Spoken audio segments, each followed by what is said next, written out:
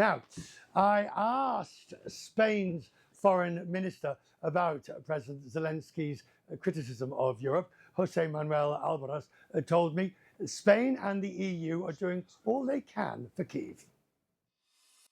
Ukraine is existential for us, for Europeans. We must do as much as we can, that's for sure. Because what's at stake in Ukraine, it's important for the Ukrainians, but it's also the future architecture of security of Europe. Right, now take that statement, sir, and now extrapolate it further on. It's important for Europe. Therefore, is Europe doing enough now? We, as it comes to Spain and also to EU as an institution, when you see the level of funding and the level of weapons that we are doing more than anyone else in the world. Maybe we should do more, and that's to President Zelensky to tell us. He is the one that is on the ground and knows it. sorry, that's exactly what he said. I need more. I need you to do more. We try to do as much as we can, because the fate of Ukraine is also our fate. What's at stake there is whether the security of Europe is guaranteed or not, or whether democracy is what will prevail in Europe or not. Listening to President Zelensky, he was very harsh on Europe. He was in a polite way, but basically saying, we are talking this year about the same things we were talking last year. People don't want to spoil the mood. People don't want to, it's time to do something and move something. I really think Europe should move forward. I'm saying it in the last few weeks.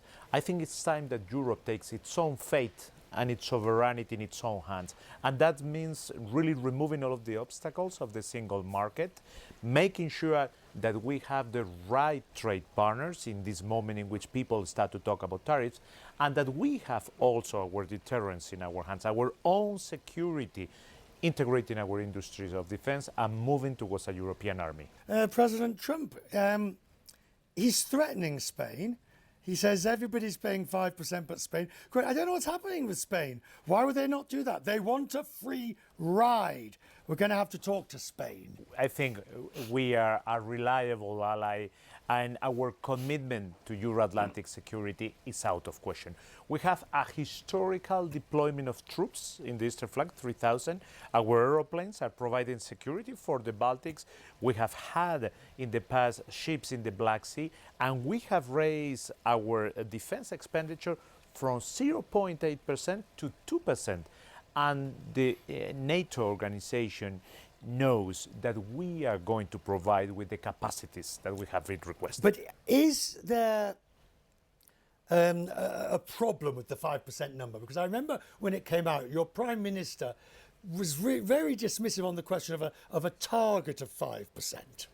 We think that the right way of making planning is we see the threats, we decided what capacities we need to meet the threats, and then we quantify in a budget how much cost those capacities. For us, the capacities that NATO has us is 2.1%. But that's not the way NATO works. NATO works by the collective agreement on a target number, and everybody provides in some shape or form to that target number. Now, they haven't reached that target, but that's how it works. That's the system.